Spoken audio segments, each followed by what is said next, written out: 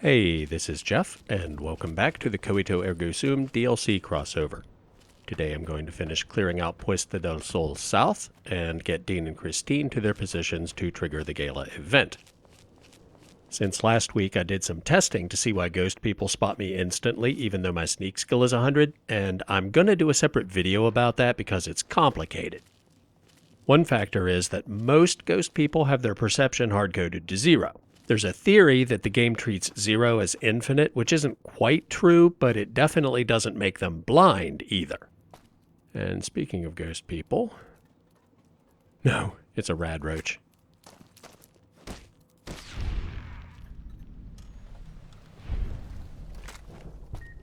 And there's a speaker. That's a terminal.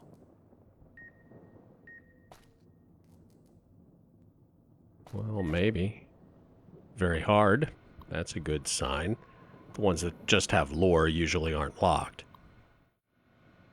Activate hologram. I was hoping to deactivate speakers, but I'll take it. And that's just lore. Wait.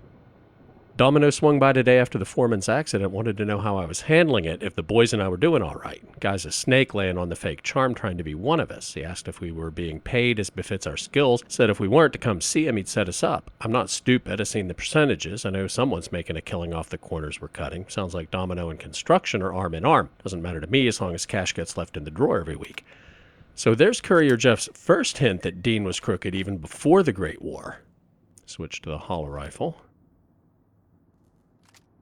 Ooh, I'm really low on microfusion cells. I'm going to go back and grab some spears off one of those ghost people. Anyway, it's not clear if Perception 0 working the way it does is by design or if it's a bug, but it seems likely to me that the ghost people taking advantage of it is a bug. NPCs and loading screens tell you the best way to deal with ghost people is by sneaking around them, and why give you that advice if it's basically impossible? My guess is that the designers wanted to make them less perceptive to make sneaking around them viable, so they gave them Perception 0, not realizing it would actually have the opposite effect because of how the game engine handles that. Another rad roach. I'm not afraid of a rad roach, I'm afraid of getting stuck in kill cam mode while my collar's beeping. It's not that far to the safe zone, so... Another safe zone. Nice. Don't want to waste a spear on a rad roach. I need these for speakers. It's probably the worst anyone other than Butch's mom has ever been mauled by a rad roach. Alright, let's see what's upstairs. Oh, beeping. Don't see anything. Hole in the wall. Oh, that was a mistake, but I got away with it. Well, there's the speaker. Let's see if we can get a shot at it from down here.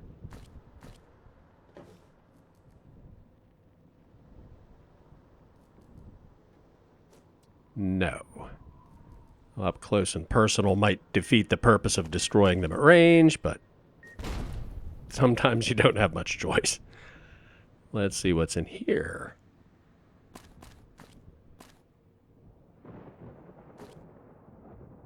Anyway, I kind of got into some action right away this week, and I didn't have time for a full intro, but the other mystery, why sneak attack criticals sometimes one-shot ghost people when you don't even have to dismember them, and other times they barely do anything, I didn't solve. You know how I said most ghost people have perception of 0? Well, most of them are leveled, so the game spawns tougher variants the higher the player's level is. Pretty standard stuff. All these empty bottles of booze and drained microfusion cells. Drinking and target practice do not mix, kids. But, oh, vending machine code, demolition charge. Not that useful for me, but might as well take it. Anyway, there are a few ghost people scattered around that are a static level. They only have about 1/5 as many hit points as the leveled ones that spawn in for me at level 36, which makes them a lot easier to kill.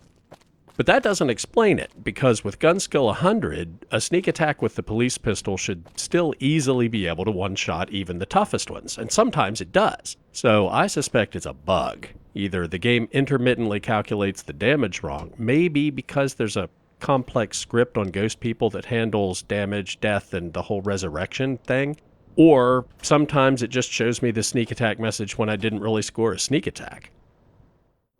And it does not look like there's any way through the cloud down here. Ow. A little too far. Brilliant. Well, I think we've been everywhere around this courtyard we can go. There's the statue with the speaker. There's the target practice patio.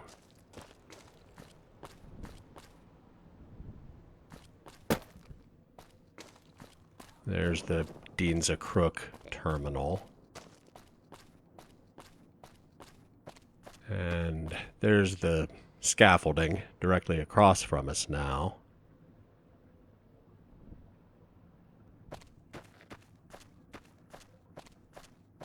There's the hologram we activated. I don't think that's one of the ones we need to activate for Dean, though. Back of my mind says the terminals for his are both in the upper story rooms. I don't remember one being in a basement. And there's the speaker statue, the third story room, the scaffolding, the second story room, the cloud at the bottom. So I've definitely been all the way around this now. Well, let's see where those exterior doors in the ruined cafe went.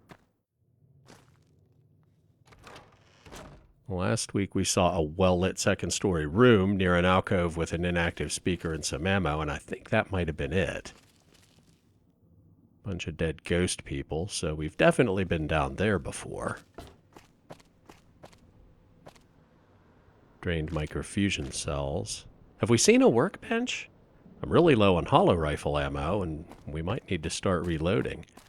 I know there's a reloading bench in the police station, but that's only for ballistic weapons. You need a workbench to reload energy weapon ammo. And I think this is the room we saw from down there last week. Not locked. It's probably just... No! Activate hologram. That almost certainly is one of the ones we need to turn on for Dean. There it is. Some more drained microfusion cells. The awning's a dead end in both directions, so let's try the other door out of the ruined cafe. It was back here. Yes. And this is... Where is this? Have we been here?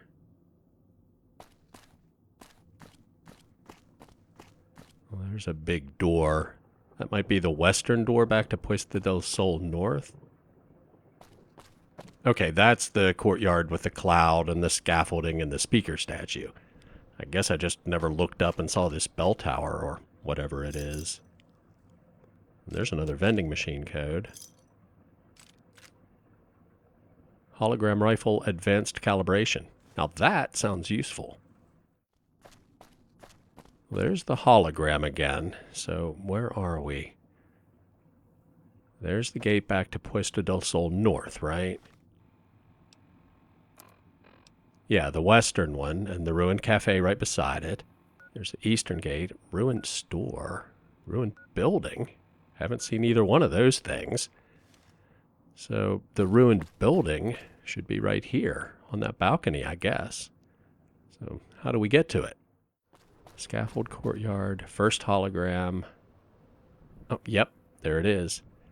And it looks like there's no way to it except through the interior. But there weren't any other doors in the rooms off the scaffold courtyard, and there's no other door by the gate, so I don't know how you'd get in. Although, the back of my mind's telling me there's some building that has one exit in Puesta del Sol North and one in Puesta del Sol South, and I bet that's it. Well, let's go if we can find the ruined store. Well, that's unfortunate. Looks like the same story here. Ruined store, right beside the east gate. The other door is either in Puesta del Sol North, or back there in the cloud. I'd say it's time to go take a nap and get Dean. 4 hours should be plenty.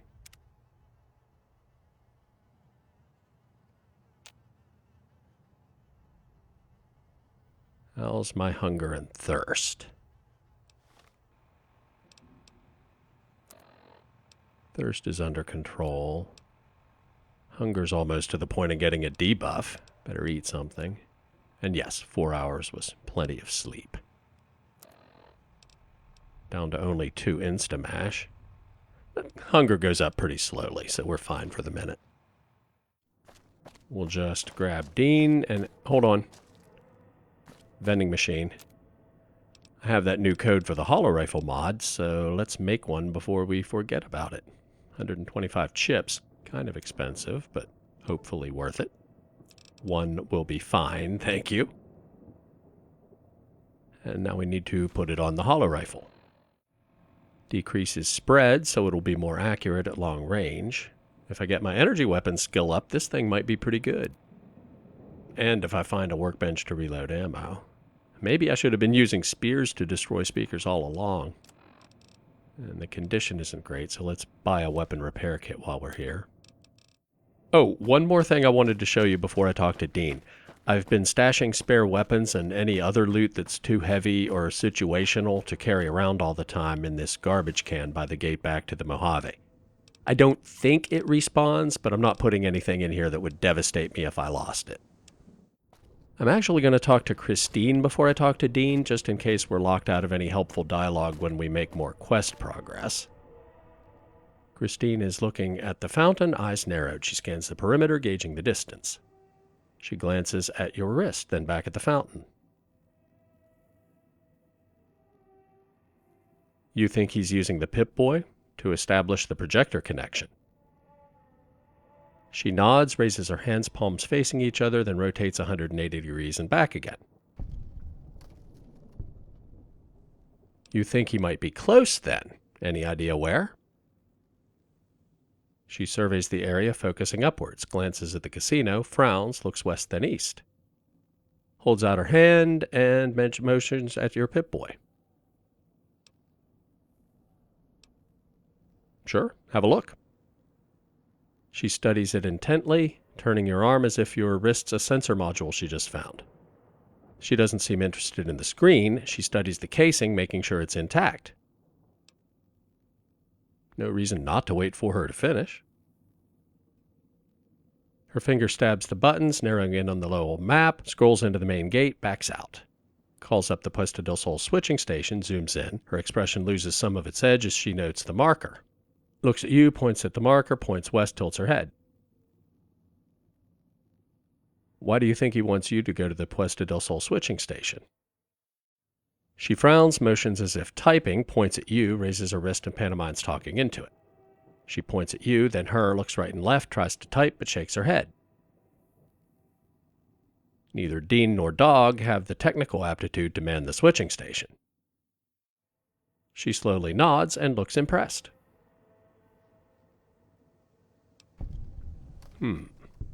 I know that, but Courier Jeff doesn't. Do you know how you ended up in the auto dock? She moves her finger in a circle, drags her hand down over her eyes, raises them again, points to you.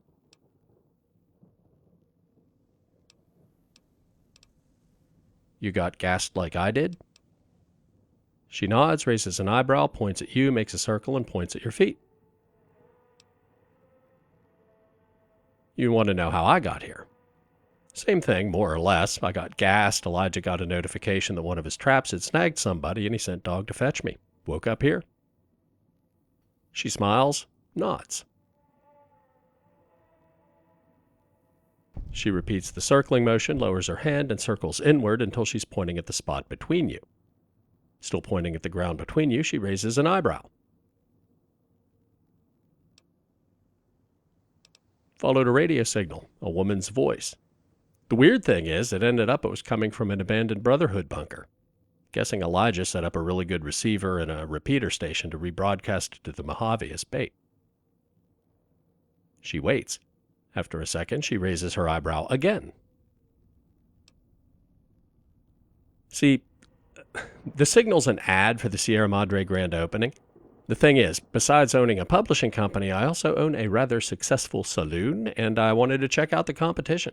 see if it was likely to draw customers away or have any other negative impact on my business. I reopened a high-speed rail line between South Vegas and Pahrump to steal some business from the Strip. You should check it out. Scribe would probably find it pretty interesting. Anyway, I'm not so arrogant or naive that I don't think anybody could do the same kind of thing to me, but if I'd have known it was a 200-year-old pre-recorded loop, I'd have just stayed home. And I don't know which one of these options really reflects Courier Jeff's motives best. Needed supplies kinda suggests the business theme, but it was really more about gathering competitive intelligence, so I was curious, I guess. She looks at you for a second, studying you, then nods. She points at you, the casino, and slowly shakes her head, then points at the main gate. Oh, if I could leave, I would in a heartbeat. Told my girlfriend I wouldn't be gone long, and she's probably not worried. This kind of thing happens to me all the time, and she's used to it.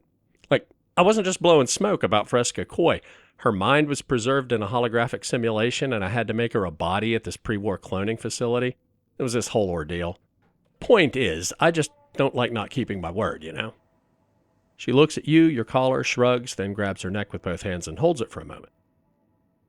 Her hands fall away, she looks at you at the exit and nods. Yes, I wouldn't mind taking some revenge on Elijah, but given the chance, I would just walk away. What about you? She slowly shakes her head, then points at the ground.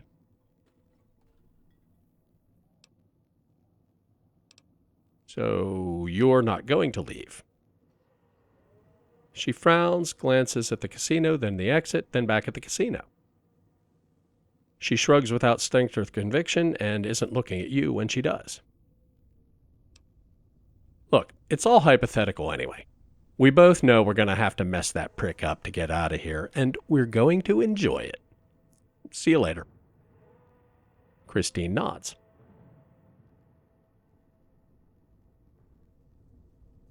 All right, let's talk to Dean.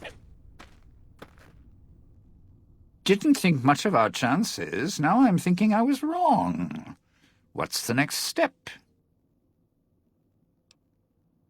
According to the marker, you're slated for a spot in Puesta del Sol. No, looks like a rooftop in Puesta del Sol. In better days, nice view. Now, it's the last place anyone wants to stand when this event goes off. That place during spring, summer and fall, a little bit in winter, is a prime resort spot for ghost people. Not the best of neighborhoods. If we're going there, I'm not going alone. And if you have any bright ideas about telling me to stroll over there, or leave me there, no thanks. Any idea why he wants you there? Partner, I'm not sure this guy's operating with a full deck. My bet? Process of elimination, lowest common denominator. He figures the strong man's needed somewhere, even if it sounds like the strong man's two minds about it.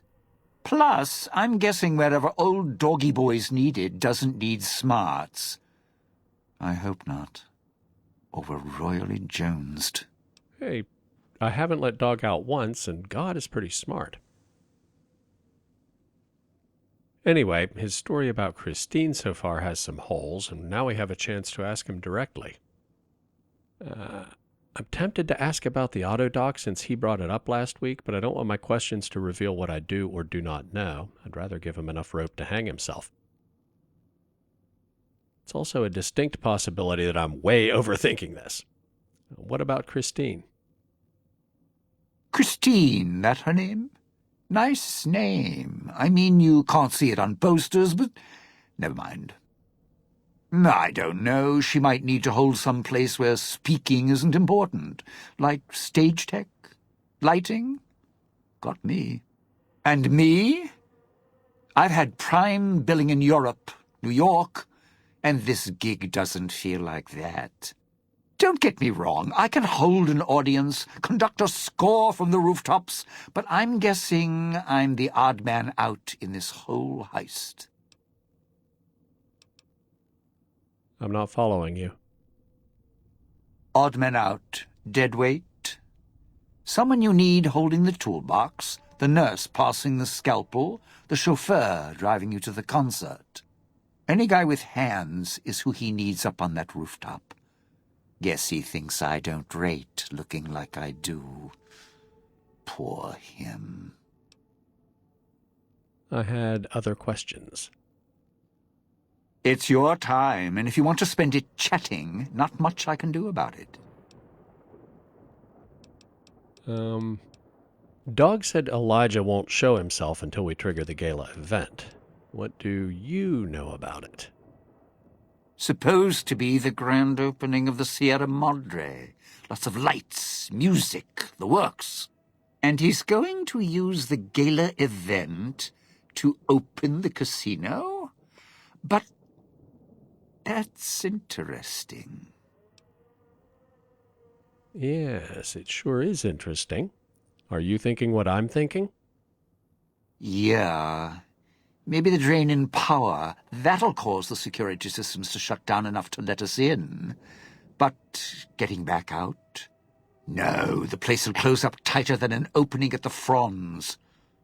Or Danny Parker's sphincter when he has to tip a doorman. Okay, that's not what I was thinking. Why would security shut down for the gala event? Right, look. So, not everything about the villa was the pinnacle of bright ideas. In order to pull off the gala, old Sinclair had to get creative. The Sierra Madre announcement, for example. Not just for the casino, not at all. The gala's tied to the casino, draws on its power.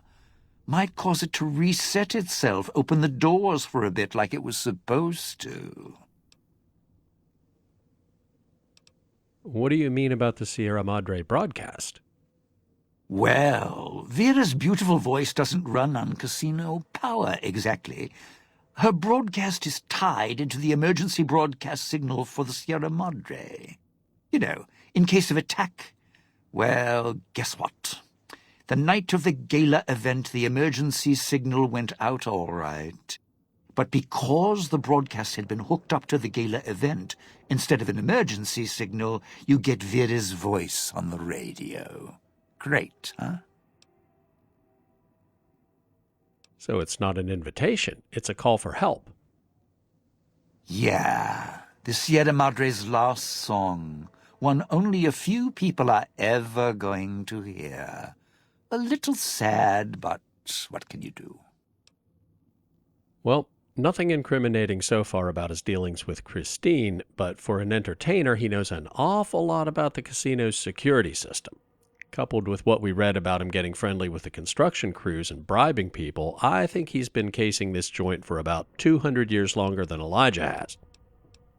Anyway, I think we should travel together. Strike up the band. Domino's back in town. All right, let's get him to Puesta del Sol. If your marker's right, think the roost we're looking for is to the southeast. Yep. As I suspected, his position is through the cloud area that the ventilation system didn't clear.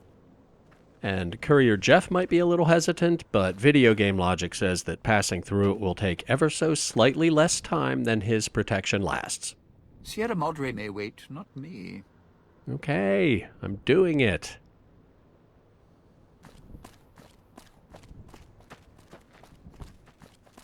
And clear. What a fortunate coincidence. Might as well loot everything on the way to the roof. You're at the Ghouls Gala area. Now make him stay.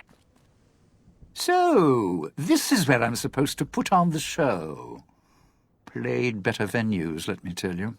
What's that there? Wiring? Looks like it's tied to the sound system in the villa. Except for that snipped section there. So, what? I stand here, hold the two ends in my hands and tap them together like cymbals? At this point, Courier Jeff strongly suspects he's a thief, but I don't have a major problem with that, so we'll just keep taking the polite options. That's the plan. You going to be able to do it safely? Well, safely? Around here, that word doesn't come cheap. Look, I strike up the speaker system. There's going to be ghosts all over this place. Any change in the sounds around here? The ghost people are not big on talking. They are big on listening, hunting, killing. More vicious than music critics, trust me. What if I told you I already cleared out all the ghost people in the area? Would that change your mind? I can even do another sweep, just in case. No, you want to know why? Because there's more beneath the streets, in the buildings, and everywhere else. They hear anything out of the ordinary, especially music screaming through the speakers when I close the connection. They'll be here fast. So in other words, more are going to spawn in. And I'm guessing having one hologram already active nearby isn't enough for him. The villa has holograms everywhere. How about if I switch some to cover the area? Well, yeah. If the hologram system still worked, that'd do the trick.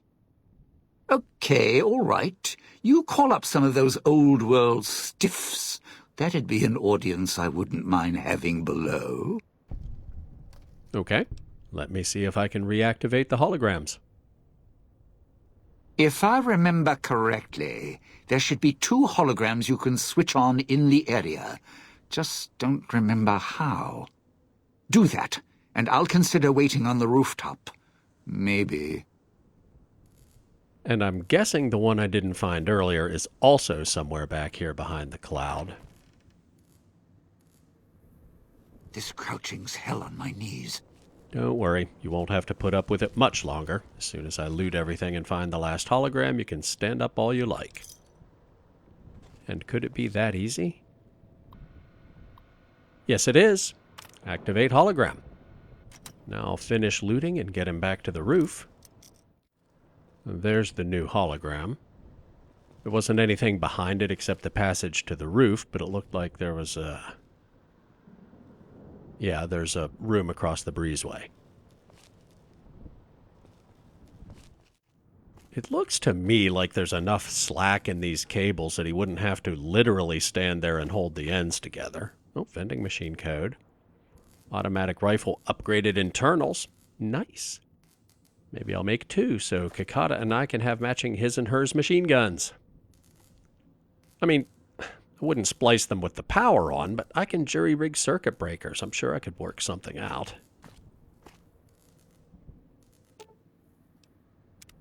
Didn't think much of our chances. Now I'm thinking I was wrong. What's the next step?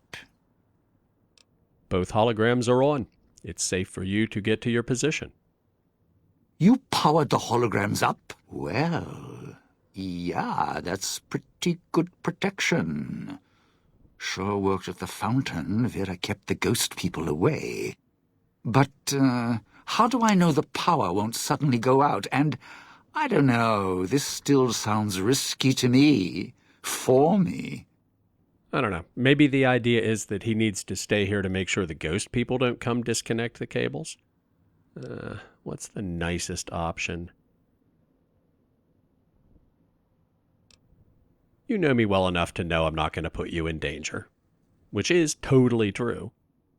Yeah, you're right. You didn't have to switch on those holograms, and you did. Even when you first showed up in the villa, you didn't threaten me.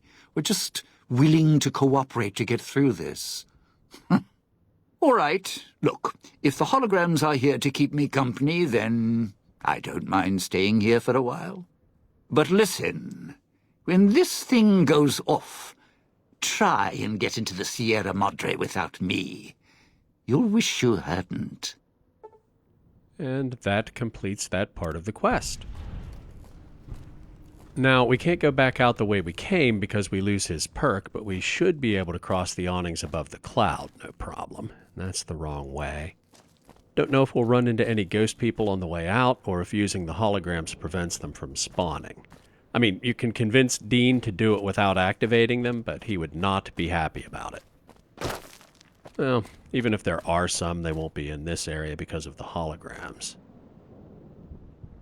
Hey, this is how you get to the, which one is it? The ruined store or the ruined building? Ruined store. Nice. There's probably some good loot in here, considering you might have been wondering about it for quite a while if you noticed it when you first entered Puesta del Sol South. Which I admittedly didn't, but, you know, if you did, the anticipation would be killing you by now. Locked door. Come back for that in a minute. On the other hand, it might just be the Skyrim door if it has an exit back to Puesta del Sol North. Ruined bed. No! You can sleep in it. Of course. The ones in convenient locations aren't usable, but the one you'll only see once is. Actually, might as well top off. That is a shortcut back to Puesta del Sol North. So what's behind the locked door?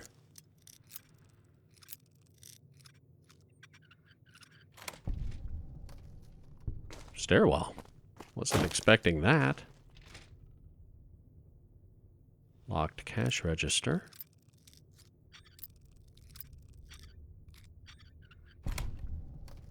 Another outfit return code. If there's a door down here, I have no idea where it would, come out at. Whoa. Levitating can. No strings attached. Maybe this is the big reward for finding the secret room. And I'm going to take this Abraxo. You need it to make poison with cloud residue, and you never know when good poison will come in handy. Very hard door. Curiouser and curiouser.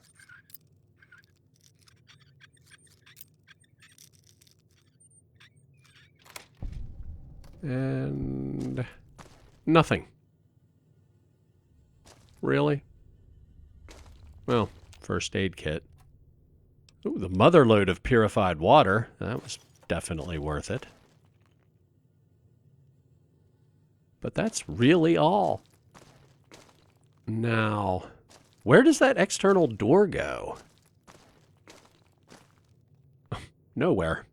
Which makes sense, because we've been everywhere a downstairs door could logically go, and there are no usable doors there. All right, let's see where the exterior door that actually works comes out. Well, that's back into Puesta del Sol South. The shortcut door is here.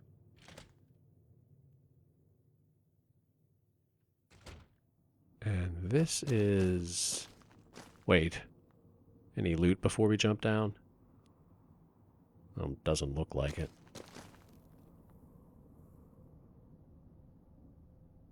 Hard to tell because of the tree. Oh, okay.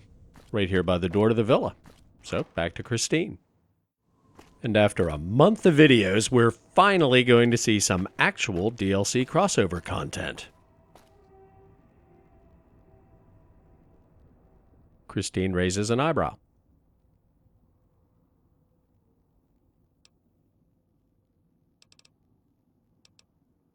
So, remember how I said I run a publishing business? We have printing presses, compositron terminals, even a satellite network to talk to the original founder in the Capital Wasteland. He's a ghoul, long story. I just thought you might be interested in all that high-tech infrastructure stuff, being a scribe and all. Christine rolls her eyes, and we're off to a great start. Look, I already told you I don't care about the casino. I just want to go home. But if you'd pose for me, that's all the treasure I need. And that's not empty flattery. You'd be an elite tier cover girl, so it would make me a ton of money. Christine shakes her head in mock disbelief, but she's smiling and her eyes say yes. Cool. Let's shoot with the casino in the background. She starts to lift her shirt, stops, and looks around nervously. You can do this without taking Dog or Dean to their positions first, The unflattering implication being that because the Brotherhood doesn't really consider ghouls or super mutants human, she doesn't care if they watch, despite the fact that Dean, at least, blatantly hits on her. If they're not here, I guess this line still makes sense because, as Dean pointed out, there are always more ghost people lurking around. Don't worry, nobody will see us. Well, at least not any humans with a prurient interest. She nods vigorously and points at the fountain's hologram emitter. Oh, Elijah. Yeah, I know you have history, but he doesn't seem like he'd be interested in a photo shoot. She points at the emitter again, then herself. She cups her breasts with her hands. She makes a circle with her thumb and fingers, holds it in front of her pelvis, and moves it rapidly up and down. Most guys who'd buy it do that, brutally honest. But imagine his frustration knowing he'll never have the real thing. She seems momentarily surprised, then a malicious grin spreads across her face. Finally, she nods and takes off her top. Oh, I forgot my old strategy of doing photo shoots in third-person camera so I don't have to do the digital blur. It's worth pointing out that you can only persuade her to pose when she's close to the fountain. Elsewhere in the villa, it's too risky, and once she's in position at the switching station and later in the casino, she's too focused on finally confronting Elijah that she can't be bothered with something this trivial. Although, you may have noticed, persuading her requires speech skill of 100, so it's not just a cheap thrill.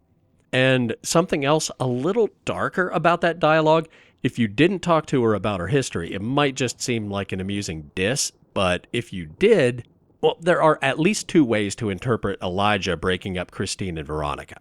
Maybe he's so obsessed with the Brotherhood's declining population that he's enforcing procreation at all costs, or maybe he's just a raging homophobe. And it's kind of a matter of personal opinion which one is worse. But her persuasion dialogue adds an even more unpleasant layer of nuance to his motivation. As I said in episode 1, dude is so dead. So, what'd you think? Fun, right? Trust me, it's gonna be huge. Christine raises an eyebrow.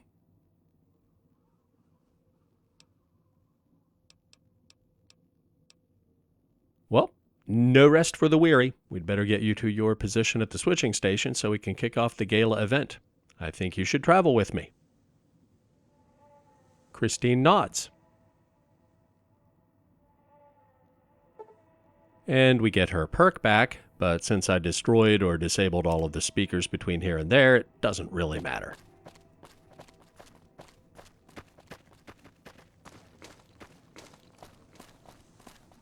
Oh, she has something to say about the vending machine. Do you know what those machines around the villa are? Christine shakes her head, pauses, makes a circle with her thumb and forefinger. She points at you and makes the motion of putting something in her palm. Ooh, given the context of the photo shoot when she used basically the same gesture, that's, get your mind out of the gutter. You want a Sierra Madre chip? Here you go. I'll need that back, though. She examines the chip, raises it to her eye, turns it to one side, gauging its diameter and width. She runs her finger over the surface, checking the engraving, then tosses it back to you. She pretends to look around, bend down and pick something up, then looks at you and nods. You can scrounge more somehow. She smiles, nods. She stands still for a second, stops, makes the motion of bending down and scooping something up. She holds the imaginary object in her hand and puts it in front of her as if on a table.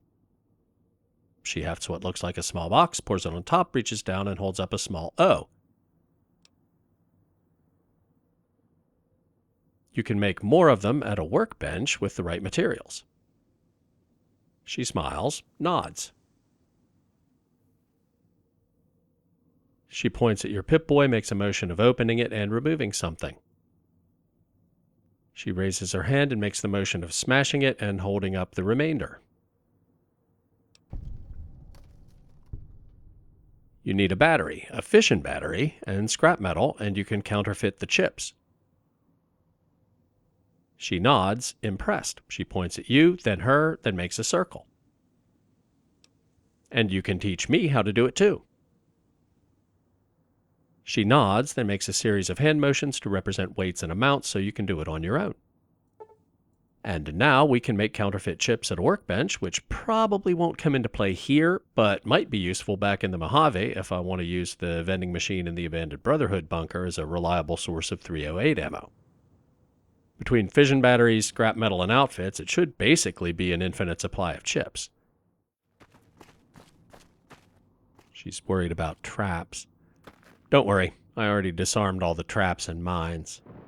Well, with light step, I wouldn't have set off any I missed, but we won't mention that.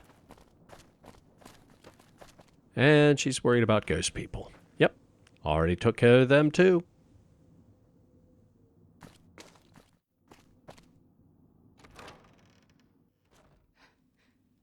And she's worried about speakers. Good news, I'm 3 for 3.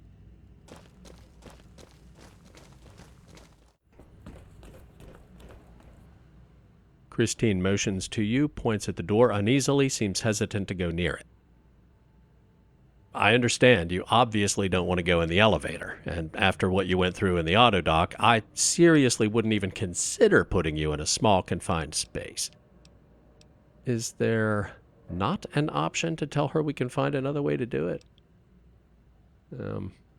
Maybe that option only becomes available after you tell her to use the elevator? Hold that thought. I'm going to transfer control to the terminal right now. Christine nods. All right. We'll just use the terminal. Transfer control to this station. Talk to her again.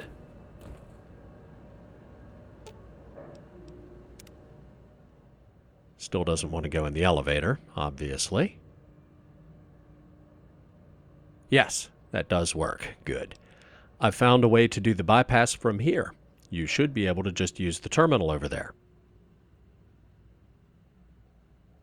Christine nods gratefully, glances at the terminal, looks at you, smiles, and gives a thumbs up. Excellent. You going to be okay here? She nods, then gestures at your hand, offers hers. Sure, I'll shake her hand.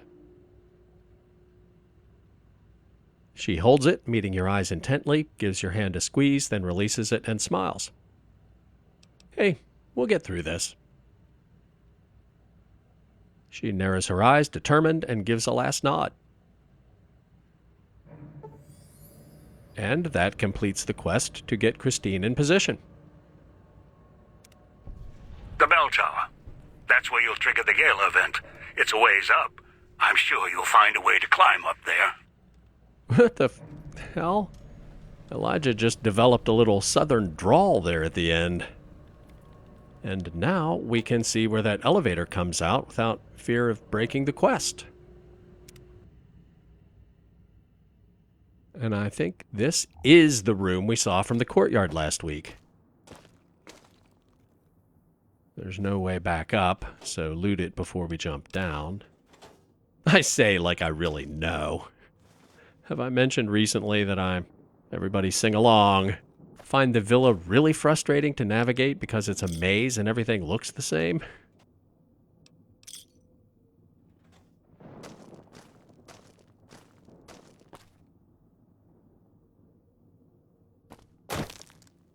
But yeah, I think that actually was the room I pointed out last week. Yeah, there's the shop that lets you access the second and third stories, so the exit back to the villa should be right around here. Yep. So all that's left is to trigger the gala event, wait for Elijah to show up, jump him, get our collars off, and go home, right? I really don't care about the casino, and I can't imagine that things might not go according to plan and I'll get stuck in there anyway. So I'm going to call it a day, and we can take our souvenirs home to Kakata next week. What could possibly go wrong? Thanks for watching, and I'll see you soon.